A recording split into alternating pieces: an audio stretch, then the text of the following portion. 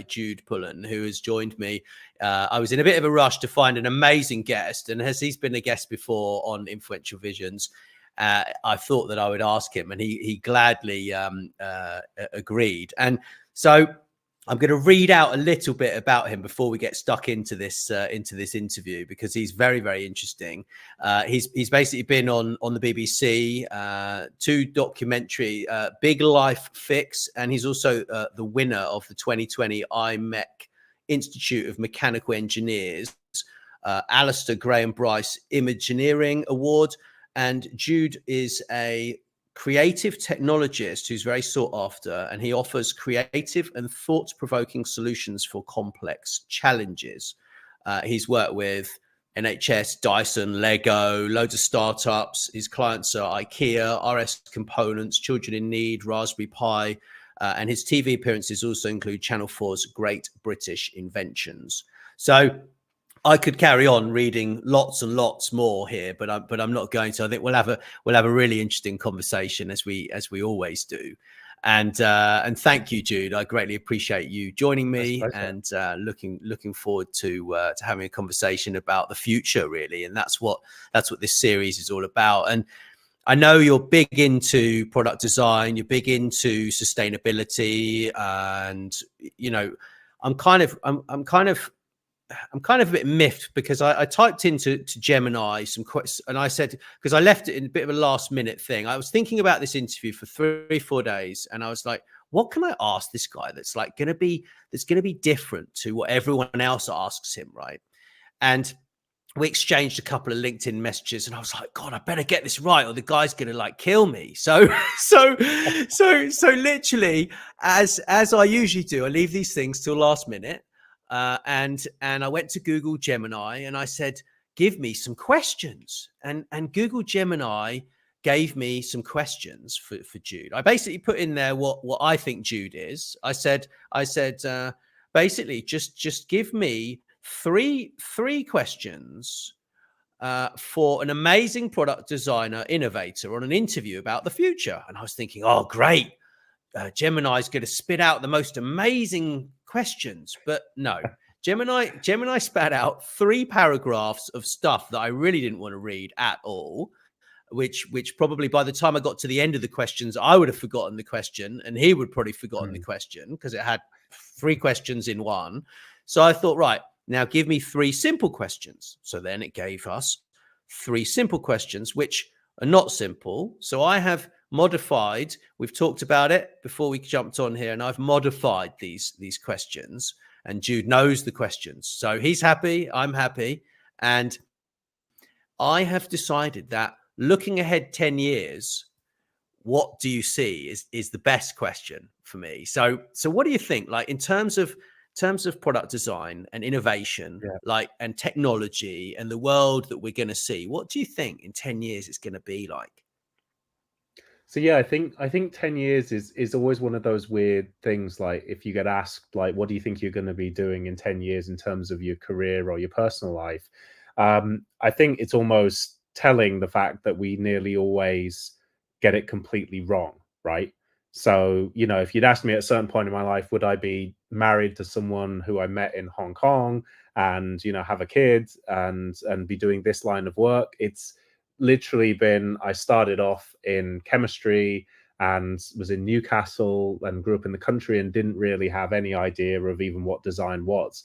So I kind of think, not to evade the question, but I think Kevin Kelly's book, The Inevitable, actually says this in a more business language, that essentially the thing you have to realize is separating between what is, as he calls it, inevitable, and what is extremely hard to predict in terms of its granularity. And the example he gives is how you can't predict the iPhone, but you could say that it was inevitable that telecommunications would become, more widespread, more omnipresent, more integrated into our lives, miniaturized and cheaper, all of those things.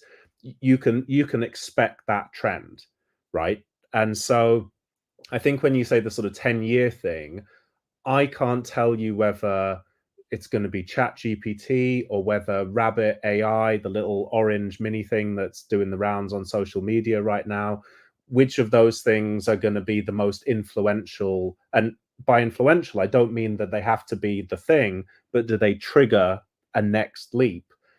I'd find it very hard to predict that. But what I can say seems inevitable is the idea that our brains are going to be augmented by increasing levels of essentially input from effectively a global hive mind. So I mean, and a good example of this is how many people's phone numbers have you actually committed to your memory? I only know my wife's for like flat out emergencies, but I've forgotten everyone else. Whereas if you asked me when I was 18, I remembered like dozens of my friends' numbers. So I think the cognitive load of memorizing stuff is going to rapidly fall away. And what is going to reside, what is going to be left, is essentially, I think our humanity will be defined with what we do with those fragments of data. And at the minute, I would take quite a perhaps contrary view that I don't think AI is actually showing any great leaps in creativity or purpose or understanding why we do what we do or what our humanity is, but it's a catalyst. And the definition of a catalyst is it accelerates a thing that already is there. It doesn't just magic stuff out of thin air. So I think for me, it's like the Steve Jobs quote of, computers are a bicycle for the mind. Perhaps AI is the motorbike for the mind, if you know what I mean. It's bolting on something that'll go even faster. But to use that metaphor, maybe to overuse it, you still got to decide what road trip you're going on, mate. It's not going to tell you Yeah. that. Yeah. And I know that Well, people in the audience are thinking, but I could ask it to recommend a really nice thing through the Napa Valley. You're like, yeah. But you know what I'm saying with the metaphor is you still have to be the captain of your ship. Ultimately, I don't think we should trust that to the AI. Otherwise, I think you end up at Gattaca if you've seen that film. Or I the haven't seen that, but the slightly I easier haven't one seen that. No. would be Wall-E, where they all go up to the ship.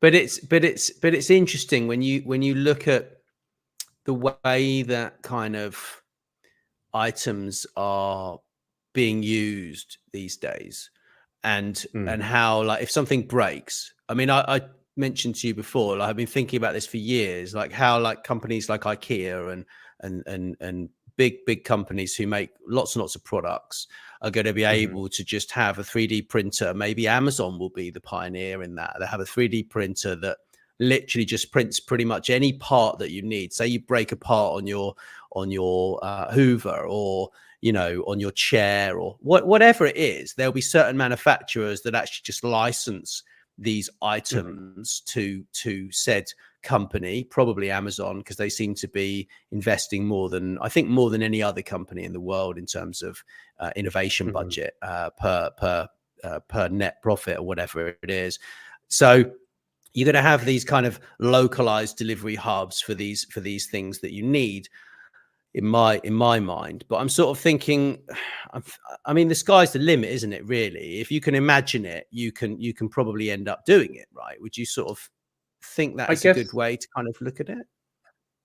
I guess one of the things, having followed the 3D printer revolution in air quotes, for anyone listening to this, is I would say there is a lot of hype in this, but that doesn't mean that there isn't the sort of kernel, the seeds of something that will actually build to be quite profound and influential.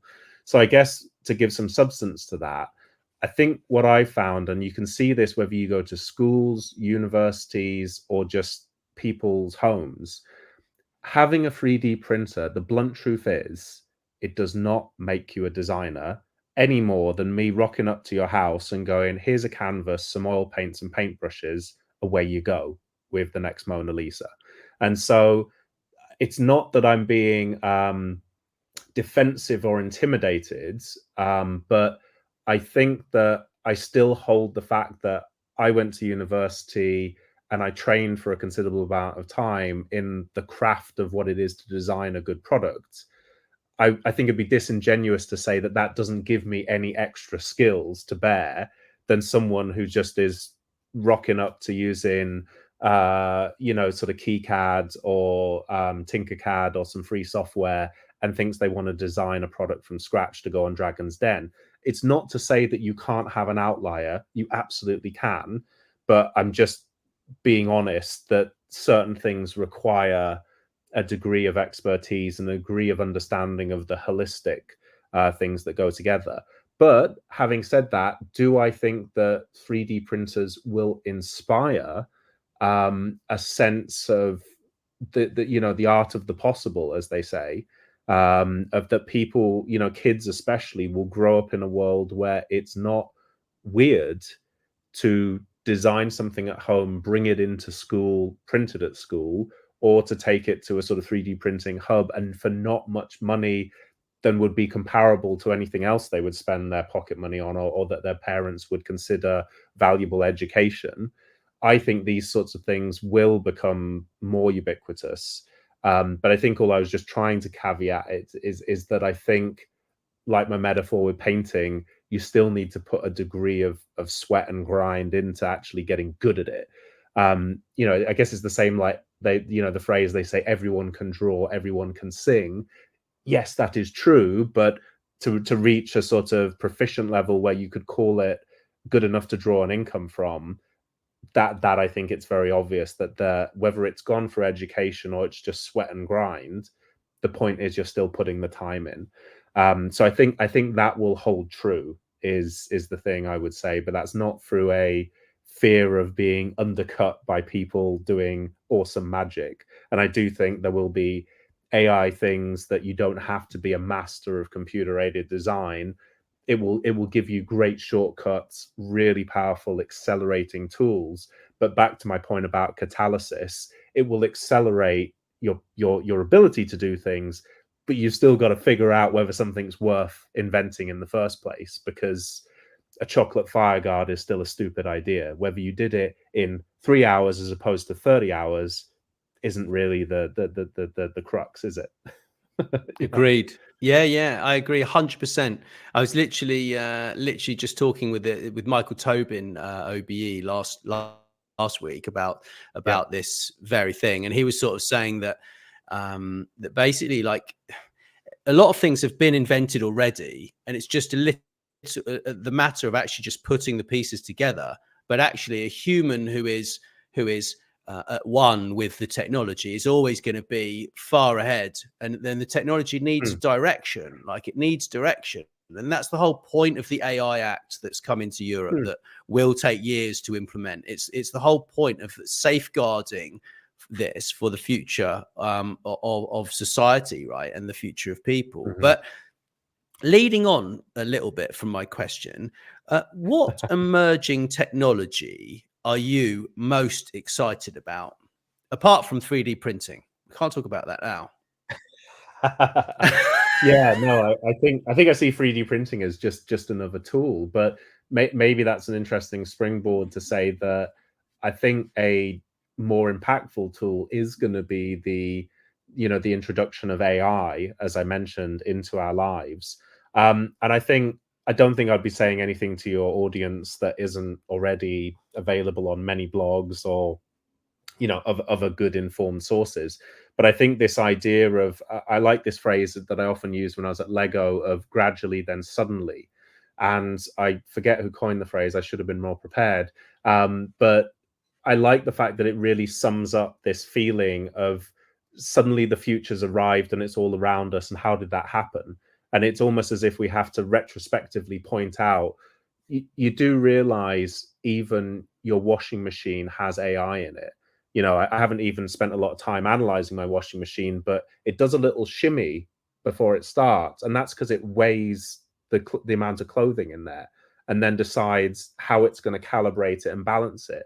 So is that AI, or is that just smart automation? So for me, those lines of sort of fuzziness, I think that's often why you have this gradually then suddenly feeling, is that it almost needs this big sudden shock to say, we've just figured out how to screen for breast cancer using AI imagery and all this sort of stuff. And then people go, wow, that's amazing. But if you speak to someone who's in, sort of a med tech environment, they're like, well, we've been scanning stuff and looking for these features for years. It's just we didn't run it through a massive, big cluster computer or something like this. But we have been always encroaching on these ideas of using an accelerant that is computing. So I guess the thing that I think is going to be really the thing that will probably be the biggest shock, I think is going to be the I guess what you could call biometrics. And so this idea that when I look at products like Apple or Nike and the sort of smartwatches, when you consider that you've got something on your wrist with an Apple Watch that isn't just detecting your pulse, it's also doing something called pulse oximetry, which is the amount of oxygen in your blood. And that in its own is a bit of a vague thing, but that combined with all the other totality of the data that your phone, your laptop, your smartwatch, let's say it is the Vision Pro, all of those things combined, it's a staggering amount of information that a company is now gleaning. And even, I often tell people this, that they probably wouldn't realize that when they've got AirPods, the little in-ear headphones, they have a temperature sensor. And I don't know whether you ever remembered being to the doctors, they often take your temperature in your ear. So you might be listening to some music, but Apple is capable of going, wow, your temperature just went up a fraction of a degree. That's interesting. I wonder what that correlates to. And oh, I've just noticed your pulse oximetry has changed and your heart rate, and we're tracking your eyes, and. So you can see what I'm saying is that there will be a gradually then suddenly shock when I think Apple is doing this already, and it's not to imply any nefarious sort of maniacal cackles from behind the scenes. I think all technology companies are moving in this direction. But the moment when they choose to educate the consumer that this isn't something you should fear, but it's something that is bringing so many great benefits to you that you essentially go, oh, it's okay. I don't mind a bit of biometrics. And I think we've seen this on social media where it doesn't matter how many people like me or some of the people I'm sure you've interviewed are going, whoa, easy. Read the terms and conditions. Do not install that app. It's not a good idea, because there's so much sizzle to that thing that they're selling. People still sign up to it. And I think it's, dare I say it, that's where you start to get into ethics of a brand, of whether they are playing a short-term game or a long-term game. And I do think, I could be wrong, I hope I'm not, but I do think Apple is trying to play a long game in that it doesn't actually just want to scalp the data of a generation, sell it for the most amount of money, and then close shop. Do I think some other companies, so I'm not going to necessarily say, but do I think some companies are doing that? Absolutely. But the notion that a company could track not just my data and my life, but my children's, my partner's, my friends', it gets to the point where the totality of that is a recommendation engine, the likes of which would probably break our minds today. And I do think that sort of thing isn't technologically hard to get there in 10 years. I think it's cognitively hard for us to get there in 10 years. I suspect there are plenty of people in all these companies which are going, we could totally do that in 10 years, technologically speaking. But there'll be someone in the company going, but it's going to blow their minds. They won't cope. They will not cope with the idea that we know what they're going to eat for breakfast all the way through to we got a pretty high probability on who they're going to marry, or if they marry at all, or where they're likely to live. And I think those sorts of things seem absolutely terrifying to people at the minute. Yet if you look at some more mundane experiences, I bought a Peugeot as my first car. My dad drove a Peugeot. Do I really believe it was such a sort of like strong choice of mine? Or did I just follow a linearity of the fact that I get on well with my dad, so I didn't rebel? If I hated my dad, maybe I would have got an Audi or something else to sort of kick against it. But I think to a computer, we are just an apple that falls a little distance away from a tree that it has already mapped. Do you see what I mean? So I think we like to think of Totally. ourselves as completely staggeringly individual, but actually we're products of our families, our connections, our networks, our cultures, and the companies we work at. When those things start to coalesce, and sure, some people might be thinking, oh, but it's not like that in the UK because of GDPR and things like this. And you go, try China. Vast amounts of data are run through the government. And that's not to, become paranoid about China. It's just to say it's a different paradigm. And I think the West may want to scaremonger about these things, but it might end up actually following suit because it has to, because otherwise it loses the race. And so I think, if you really ask me about the 10 years thing, I think the equivalent of an arms race of AI is the thing I hope governments try to make it less adversarial and more in the spirit of, say, what we actually learned from COVID is that should we put the weapons down and actually work on the bigger things of humanity rather than to do the AI equivalent of, mess each other up, to use gentle language. But I think those are the sort of things which I'm trying to get a handle on in terms of the companies I work with, is that thing about what is inevitable, even if you can't predict the granularity, but also what are some of the ethics you should strive for today so that you don't have to do a hard pivot in 10 years' time because you're in completely the wrong area. And I do think, to Kevin Kelly's point, it's easier to predict ethics than it is to predict the widget. I can't predict the widget. It's like I just can't. But I do think discussing things like biometrics, our personal data, how connected all of these things are, out of that morass starts to develop a sort of a North Star, depending on which brand I'm working with. And I see that time and time again, that actually people within a company, if you ask them to describe where they think they should be, they actually have a pretty good understanding of where the conscience of the company actually has to exist. And I think that's actually what makes me a technology optimist, is most people recognize dystopia.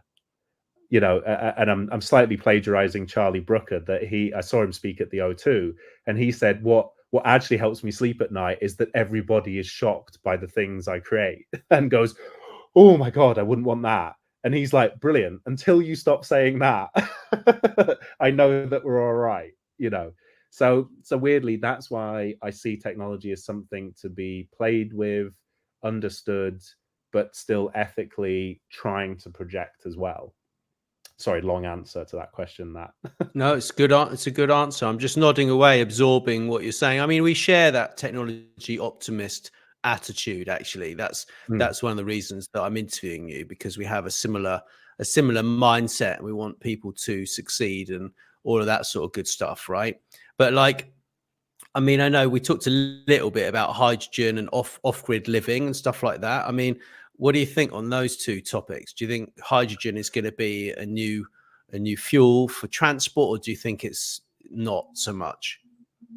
Yeah, I'll answer that question in a second, but I think this is where it'll be interesting, if you imagine disruptive technology, is whether an AI has been listening to everything I've said, and then it tees you up a slightly more better segued question, because it's a bit of a hard turn It's a to hard go, stop. Yeah, it was a question that you had on the script. And so it'll be interesting to almost say, could Gemini be a side companion to you, and saying, based on what Jude said, this is how we weave in the next strand. And so I think, and this isn't me to mock your interviewing style, it's just saying that's the sort of thing I think AI will actually finesse, just to give a in the moment example.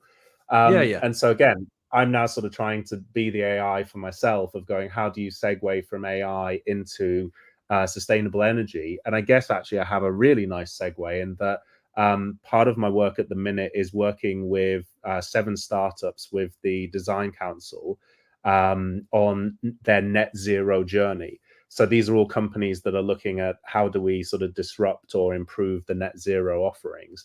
And Mm-hmm. I obviously can't talk specifics, but there's one company is working with wind farms and the generation of electricity from wind and other things in particular.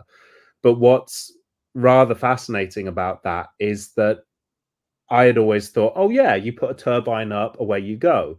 But actually, the huge part of their business is focused on something as prosaic as how do you connect the cables up with the minimum amount of distance, but then also how do you overlay statistical probabilities that you will have to perform maintenance on these things. And if you have something go wrong, does it mean you knock out 10 things that were downwind of that? Or how do you create this? If you've ever seen Terminator, you know, where he gets stabbed with the bar and then he has a little moment going rerouting and he has to figure Mm-hmm. out how to power himself even though he's lost a load of things. I'd say that's almost the you know, they might not thank me for using that metaphor, but it feels like that's the sort of redundancy model, to use the engineering term, a sort of backup that these huge systems around sustainability need, is that they actually need to mature in the way that, you know, gas and oil and all of these things have had decades of investment and fine tuning things. And actually, we're really at the beginning. So it sometimes irritates me when people bring out statistics and go, oh, you know, the problem with renewables is this. And you go, this is still a baby. This is Right. still, and also when Right. you look at the curves of like how fast, you know, photovoltaics have been improving, I feel there's almost a Moore's law equivalent of they're accelerating at an absolutely phenomenal rate. But to sort of put a bead on it and do a calculation today, when, to your point about 10 years, these things are going to be in a different league. But one Yeah. of the Yeah. things that's going to underpin that different league is also the politics. And maybe one of the most influential books, and to try and still answer this question about renewables, is zooming out to what are renewables made from, be it the lithium that makes batteries, be it the copper that connects all these things, and so on and so on. A terrific book I've read and I've recommended to quite a few companies I've spoke to is Ed Conway's Material World. And what I love about his approach is that he's taken 6 minerals from around the world, and rather than sort of harp on about how there's scarcity and blah blah blah, which I think people will sort of get bored of very quickly, he takes a very geopolitical approach. And one of the most surprising things of the read that I sort of didn't expect would come out is that he was, and you know, I don't want to sort of mash his words too much here, but I took away actually a sense of optimism that because our geopolitics and trade and tech sharing are so hyper connected, it's actually going to be quite difficult for us to just flip a switch and have World War III. You know, and a case in point he makes, without getting too contentious, is that a vast number of China's AI chips are manufactured in Taiwan, which means it's not a great idea as much as there is well documented, you know, political tension between Taiwan and China, which we don't need to get into. But the point is, it's not really a great move to go bomb the heck out of Taiwan. And then when you read that Apple has a vast amount of its silicon tied up in Taiwan, chances are America's not just going to be cool about this. But then what's interesting is part of the things that enable Taiwan to make the best chips of its kind in the world, they need to buy very, very specific things that are only available at the minute in a mine in America. And in order to get that stuff out of the mine refined to a certain thing, I forget where it was, but they have to get something from like Chile or Germany or something like this. But the point is, the web is so massively interconnected. The idea that you can just rock up and have world domination just actually seems so laughable, that almost, dare I say it, our technological complexity might be a new form of galvanization that we have to work together.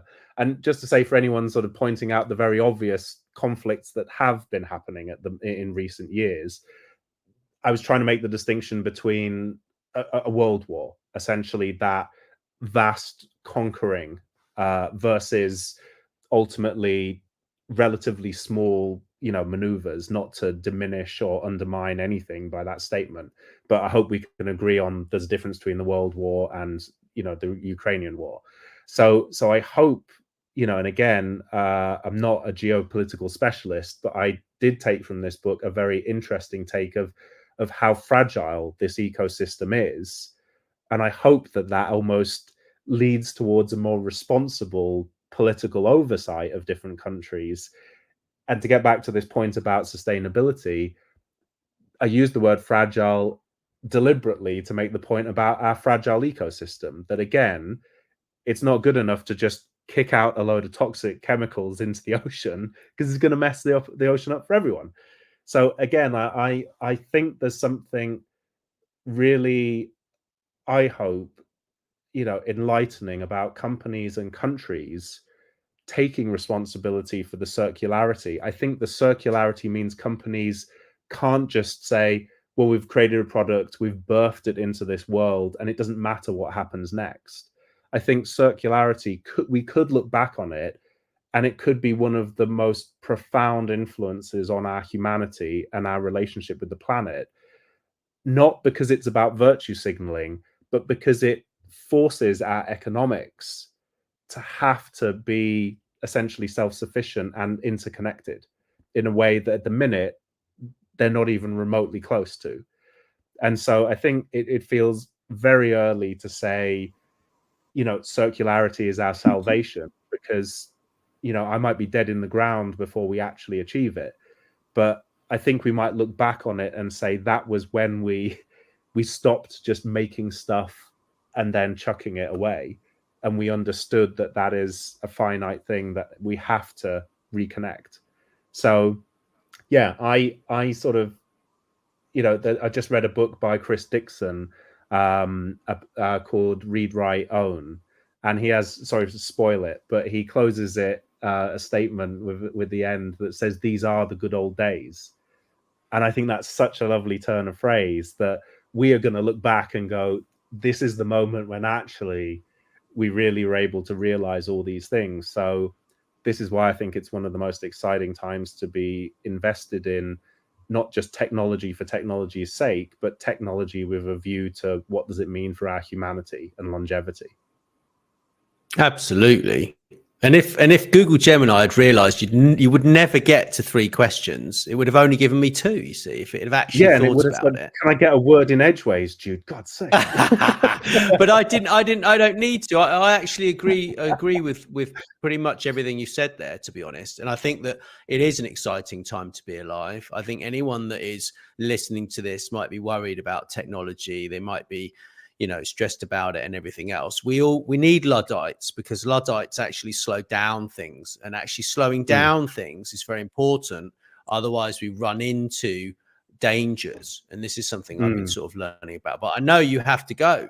So we're going to have to come back and maybe have another conversation, maybe in a few months time, or, whenever you can make it. And we can talk about more products that you think are exciting, and and we'll have a recap and see what's happened, because everything's moving very quickly right now in the way I see it. And it's kind of very exciting, to be honest. I'm just hoping, like you are, that we can sort of galvanize these relationships with other countries and other continents, and really build some sustainability into the world, and calm everything down, and hopefully that will happen at some point. I mean, it's very difficult. Everyone gets triggered by all sorts of information these days, and that's half of the battle, isn't it, at the end of the day?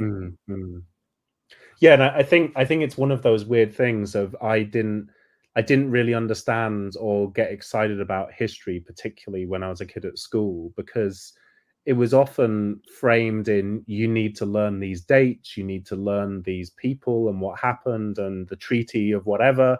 And yet the irony is, increasingly I spend a huge amount of time going back through historic things to try and understand what are the universal truths about our humanity, in order to sort of go, yeah, we're probably going to react that way to it.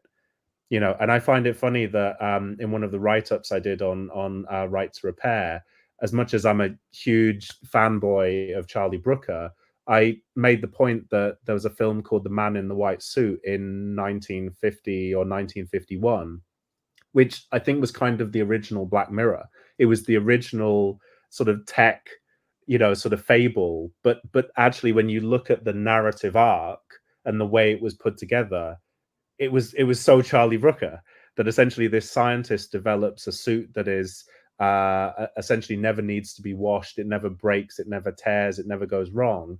And the company becomes millionaires in year one. But of course, in year two, no one needs to buy another suit. So therein play out the chaos that ensues. And the spoiler is that actually people are relieved that it has a defect in it, and eventually everything goes back the way it was. And, you know, blessed is our consumerism and capitalism. So I think, you know I said I'm an optimist, but I think one of the hardest shifts, I think, for brands and companies now is to redefine what it is that people value. Because at the minute, we're still living off a madman of Madison Avenue, you know, Freud's nephew, Edward Bernays. We're still living off this thing of keeping up with the Joneses and very deep, complex insecurities. We're not transitioning to a point of where enough is enough. And I don't mean enough as in just food, but I mean enough as in we consider ourselves enough. We don't have to keep putting another stone on the cairn of improving ourselves in some sort of endless self-help book race to what exactly. So I think that's going to be one of the really catch-22 problems I think a lot of companies have to work with, is how do we create more wholesome interactions with consumerism, and can it be reduced while still being profitable for companies? You know, and I would like to think those are the projects that I'm contributing to with the clients that I'm working on, which of course I can't say much about, sadly.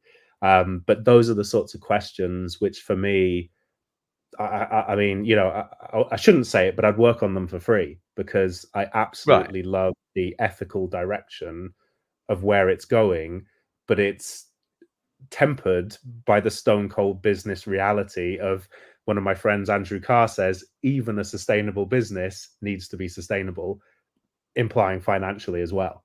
So these are the sort of conundrums I love. And I think the only way we really understand it, and kind of stealing from Lego here, is you only understand it whether you build it, play with it, learn from it, interact with it. So this is why I think the prototyping of it is king. Absolutely. Absolutely. And things do make sense in the rear view mirror, which is why we get into the history of everything. So thank you, Jude. It's been a real pleasure. Thanks everyone for listening. If you want to check out Jude's website, it's judepullen.com, and I will drop a link to that somewhere for you. And do let us know if there are any topics you want to talk about next time, and we can drop those in. So thank you very much for listening. Share this with your friends.